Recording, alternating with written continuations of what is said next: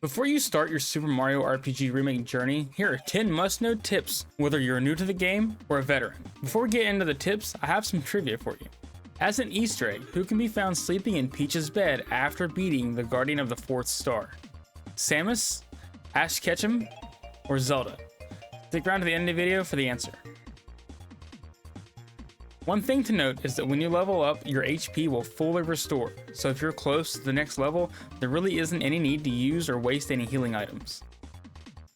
Each time you level, you will get a choice to increase your HP, POW, or star. Each time you level, you get a +1 to a stat of your choosing. However, there will be one stat that will give you +3. You can see what stat this will be in the level up screen, calculate it yourself using some good old-fashioned math, or follow this pattern: star, power, HP, and repeat this pattern for each level. From my understanding, this will be the same all the way through the game, but if you're unsure, just check it out in the level up screen.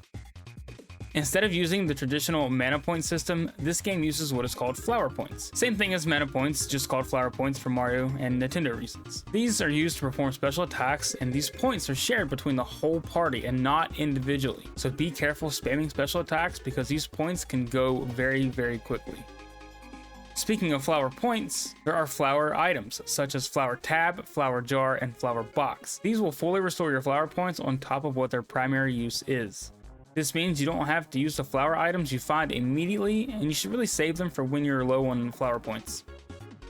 This being an RPG means that chests are scattered throughout the world. There are some hidden floating chests found throughout the game, however you will get an item as you go through the story called the Signal Ring. This ring will let you know when a hidden chest is nearby. There is one chest that can be completely missed, and it's actually near the start of the game. When you first enter the Mushroom Kingdom for the first time, you can jump on Toad's head to reach this chest containing a frog coin. There are more of these scattered around the game, so it's no biggie if you do end up missing it. Wiggler Frog Coin. Some other frog coins you can grab are hidden on Wigglers. If you jump on their head 10 times, it will drop frog coins. These coins are a separate form of currency that you can use to buy some pretty useful items. This can be repeated, of course, with multiple Wigglers in the area, and is one of the more useful ways of collecting these coins. When you do a timed hit with Mario's super jump ability, you will be able to keep jumping for up to 100 times, or until you end up missing a hit. You get a special item for 30 and 100 continuous hits. For 30, you get an attack scarf for Mario that prevents instant death, and then for 100 consecutive hits, you get a super suit that will negate all status effects and elemental attacks. To collect these rewards, you'll need to head to Monster Town and visit Chow.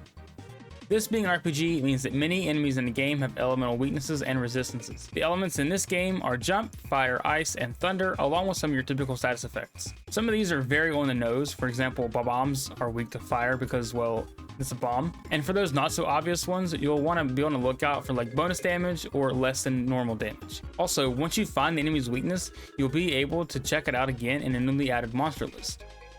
Mario has a unique special ability called Jump. Use this often, even after you get stronger abilities. It has a hidden feature where every time you use it, it will permanently increase its base damage by 0.5, up to a max of 127. This means that once it's maxed out, its base damage becomes 152, and it will be able to one-shot many of the enemies in the game.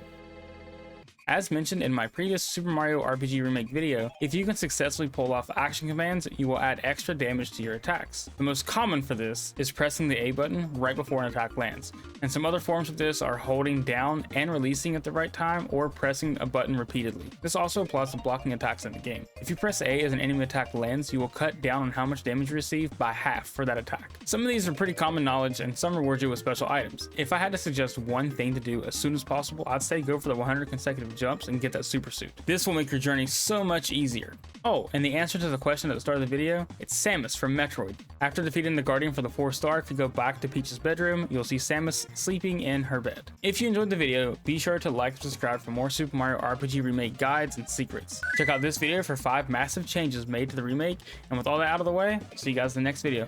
Peace.